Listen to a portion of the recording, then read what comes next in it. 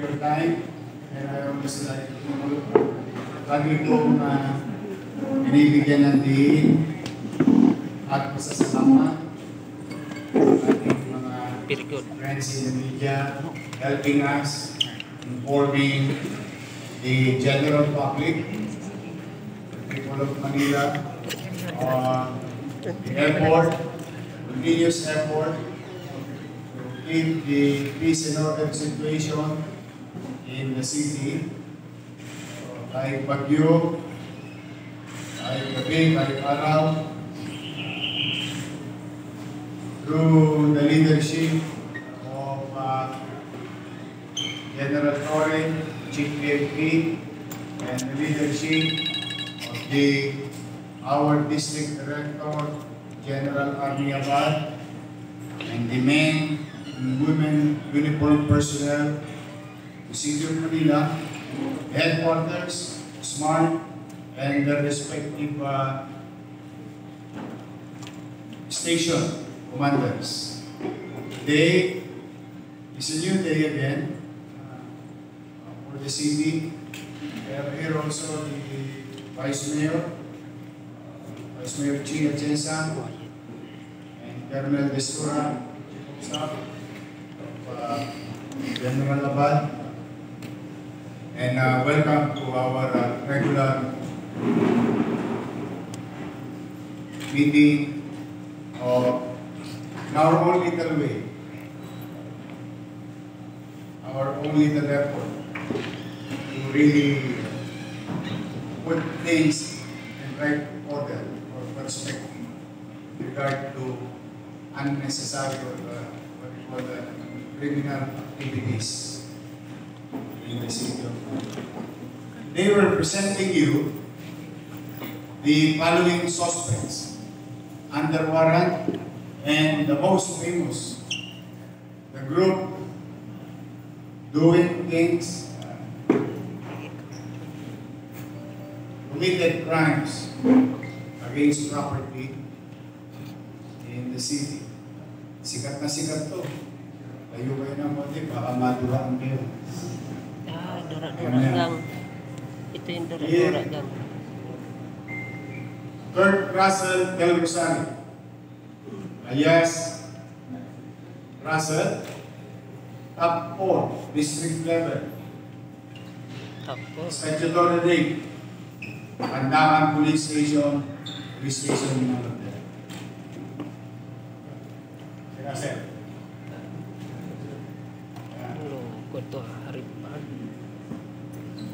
Si Russell ay may arrest warrant with criminal case number R-MNR-MNR-MNR-04220-22-CR issued by Honorable P. Maria Barrias, Gates, Presiding Judge, Family Court, Branch 6, Manila, dated June 25. No bail recommended. Nice.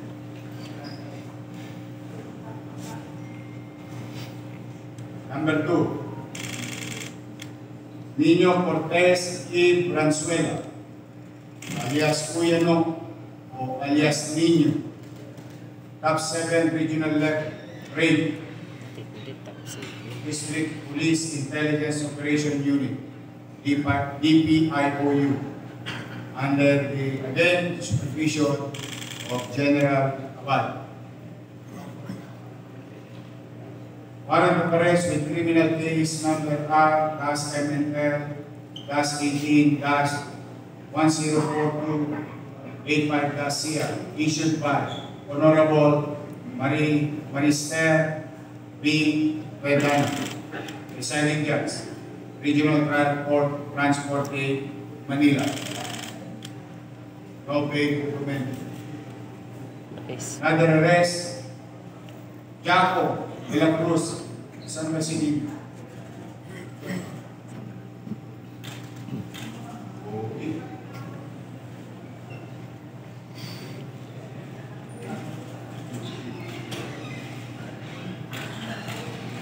Si Vice. Number 3, Jaco de la Cruz in Cabasares, top 5. District level. Murder by Barbosa Police Station, Precinct 14.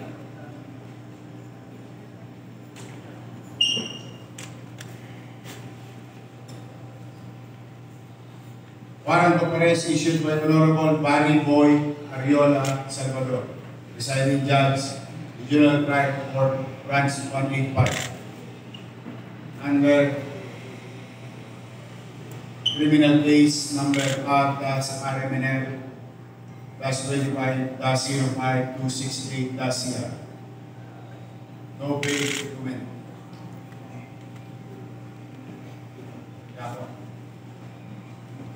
Babu.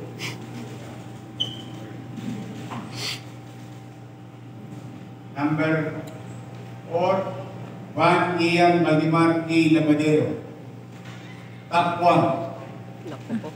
Station level. Kidnapping. Naku. Agaya Santa Cruz Police Station, scene number 3. Takbo ng most wanted. Kidnapping. Arrest warrant issued by Honorable Isagani Gomez Calderon, presiding judge of Regional Trial Court, First Judicial Region, Branch A, La Trinidad, Benguet. Dalit salita po ito'y nagtago sa Maynila. Dito po namahay. No bail recommended.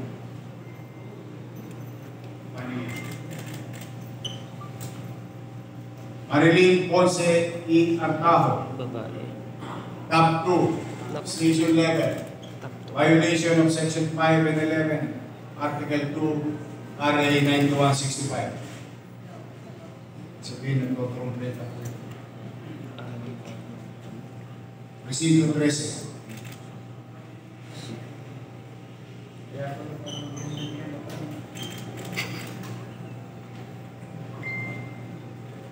Warrant of arrest issued by Honorable Grace B. Chavez E. Presiding Judge, Regional Trial Court, Branch 177, Manila. No bail recommended. Ito na po yung ang 5 o what you call the Dura-Dura group. O maalala niyo yung mga nagpa-viral, nabibidyoan. Kung araw sa lisig lang. Ito may style na. Sabi may dura ka. Kasi hindi ba? Nasa sa lisig. Ito yung grupo, hindi lang po isa. Yung subong grupo. Arrested. Rami Boy Dios Sierra.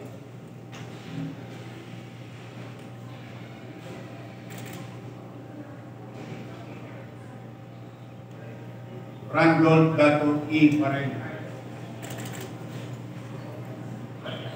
Kyle Roby Kachile Maduli. Jomar Karnate E. Kanyahura. Present sir.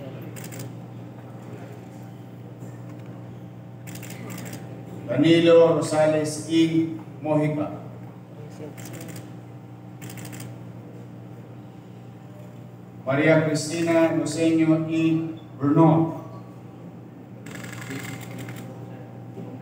Ayun yung complainant. Sorry. Yan yung complainant.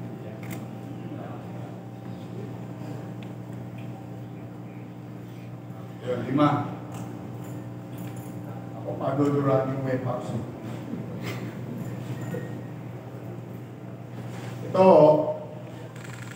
may complaint. May complainant sa basong nangyari. Plus the fact na nagkakaroon ngayon ng maraming insidente sa Maynila. Snatching, yan, sa Lise. Araw, tawag lang namin yan sa Lise. Yeah. O kaya, budol. Budol. But at least, I'm happy to report to you sa ating mga kababayan sa Luzon na itong mga kriminal, magtago man sa Maynila, o tumakbo man, ginawa nila yung krimen sa Maynila, no? Hahabulin natin sila. At yung mga crimes against property, katulad ng halimbawa, isang lumapit dito nung isang araw, nahanap niya yun. Nagbakasyon lang yung pamilya. Pagbalik nila, ubus na yung bahay nila. So, rest assured to our people in the city of Manila, in our own little way, through the leadership of General Abad and the men and women, uniformed personnel of the city police or Manila Police District or Philippine National Police, we'll do our best.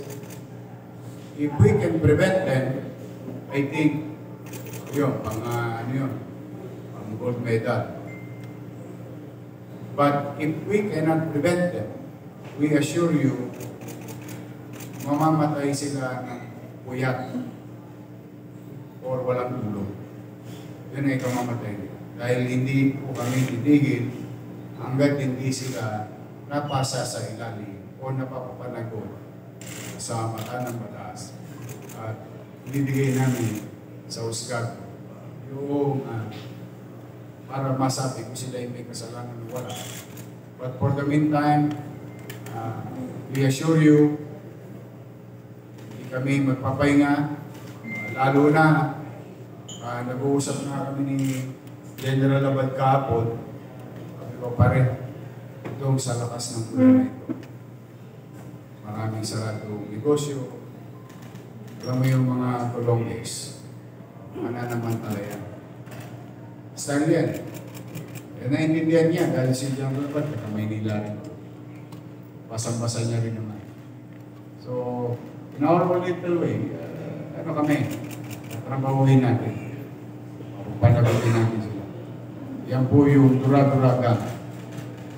Kahit ano bang pangalan ninyo sa mga grupo ninyo, sa mga sarili ninyo, you are not welcome in the city of Manila. Our people deserves better things. Our people deserves to have a peaceful community.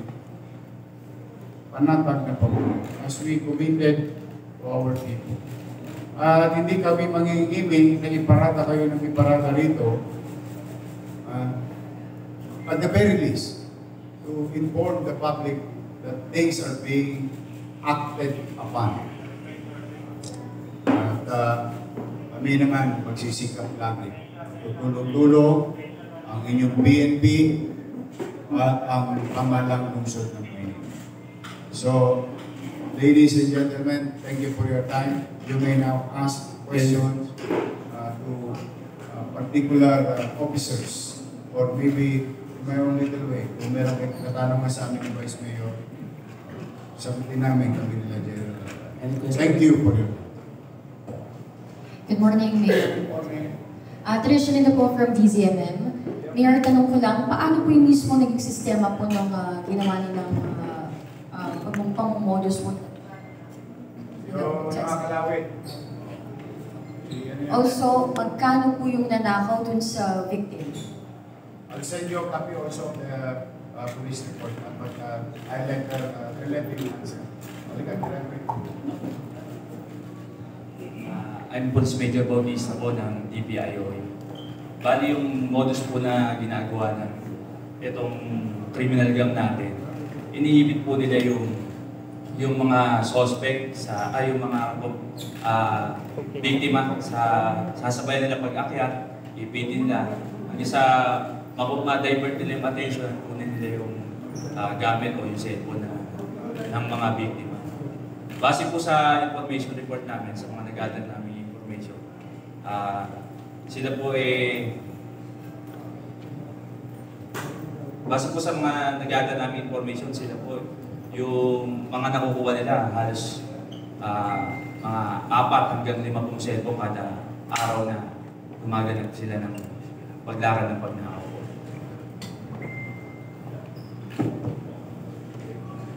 Kaya ingat kayo sa pagbili ng cellphone. GSM yan. GSM. Lalo sa mga Alam niyo. Hindi ka taga Maynila. Alam niyo. Okay. Ayun ako. Pat.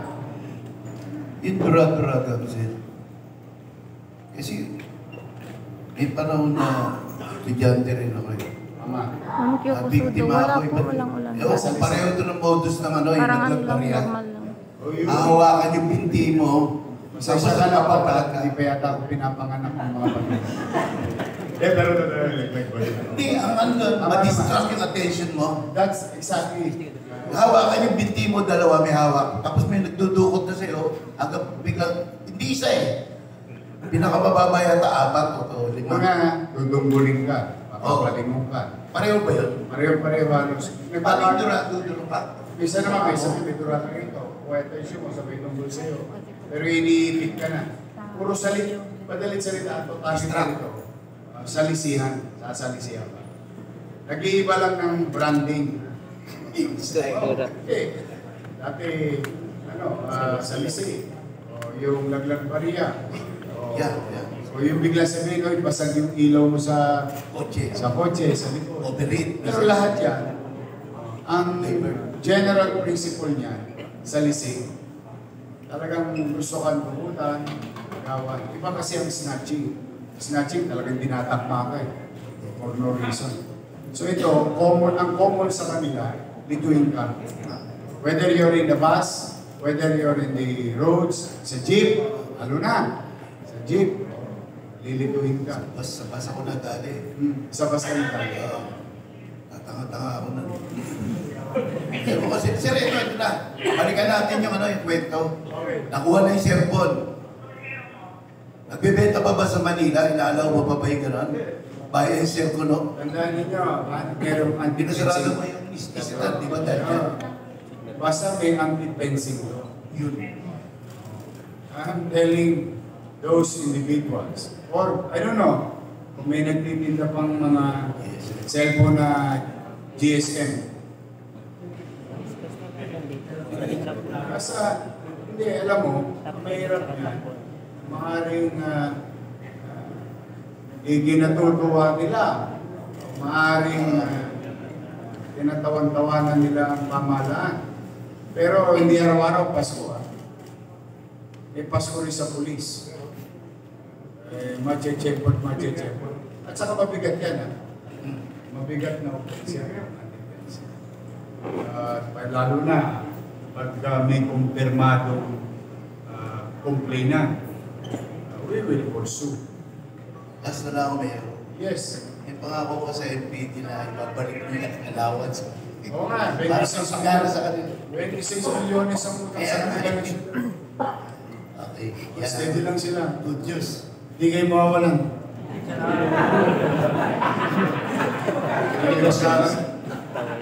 Hindi, dati naman may utang, may obligasyon din yung dati. In-update ko rin naman. Kaya lang talaga ngayon, laway-laway lang. Nusog-usog ko muna sila. Wala tayong magagawa. We're really trying to do what we can do. In this case, we have resources. What kind of resources? Human resources, enforcement unit. We're just gonna do regular job or regular operation to keep the peace and order situation. Walang tos kasi. Very minimal. Virtually na. Nandito naman kami lang. So, yun muna ang mga imuna namin. Pag-akot ng basura, disiplina sa kalsada, tapos pagka bumuti-buti na tayo, basta lista nyo sa tubig. Luluwag din ang buhay. Ed Reyes po sa People's Tonight. Kay General Abad. General, pinaiiral niyo rin ba yung karamihan ng muli sa mga station commanders at iba pang unit ng MPD? Magandang umaga po. General Abad po, ang bagong talagang district director ng Manila Police. Not necessary lang naman po na nagpaparamihan. Sadya lang ang best effort na pinibigay ng ating pulisan. Lisulot na rin po sa guidance ng ating Chief PNP at ng Regional Director at ng ating Mana Mayor na hindi po tumitigil 24/7 at 2 shifts po kami. Anytime po kayo tumawag sa 911, harapin po. Wala po limit. Yun po, salamat. Isingit mo. In fact, I hope one Monday wala tayong ganito. How I wish wala tayong ganito. Ibig sabihin, ubus-ubus na yung mga tologes sa Manila. But, again, kasi minsan, alam mo, madami kasing hindi mo rin masisisi yung ibang tologes eh. Kasi in the past, they would always claim, sa simula lang yan. Yun ang laging ano dyan eh. Kaya subok na subok. Unang-una, magsasawa sila sa akin. Dahil hindi naman kami titigil. But it's not about sino marami.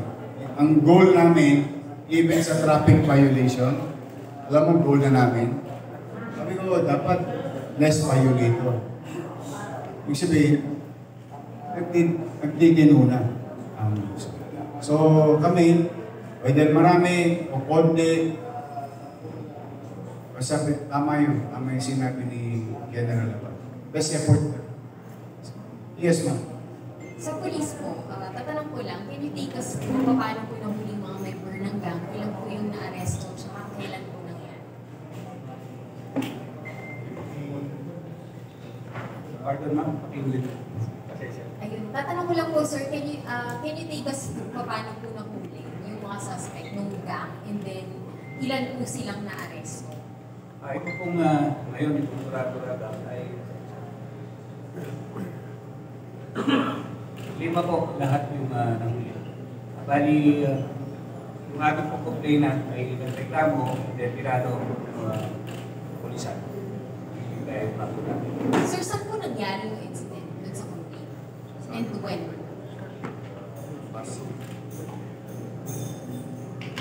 Ano po ito? Along Top Avenue. Well, nasa loob po siya ng bus. Sa loob po ng bus. Tapos, paano po nahuli ng mga police natin? Nag-fight po siya ng reklamo, then nagbago po yung ating pulisan. Okay. Tapos, sir, last na po on my end. Tatanong ko lang po kung, apart from this 4 po na na-arrest, meron pa po pang ibang member na was na still out? Meron pa po ma'am, paano ako po yung members ko nilang grupo. Kaya alam po, this is a continuing police operation, so hindi ka na mag-pwede. Si Marisol. So, okay na. Marisol. Sir, ano po? Uy, mag-ingat kayo bukas ha. May ano naman. Kung may tama naman tayo bukas. Yes, so. May ano po yung profile itong grupo to? Like, do they have previous criminal records? Yes, some of them not in charge of illegal gambling. May mga previous cases yung iba dyan. Pinasa ko yung background nila. Mga White criminal- tayo. May mga previous pending cases. Kasi these are the things that are available.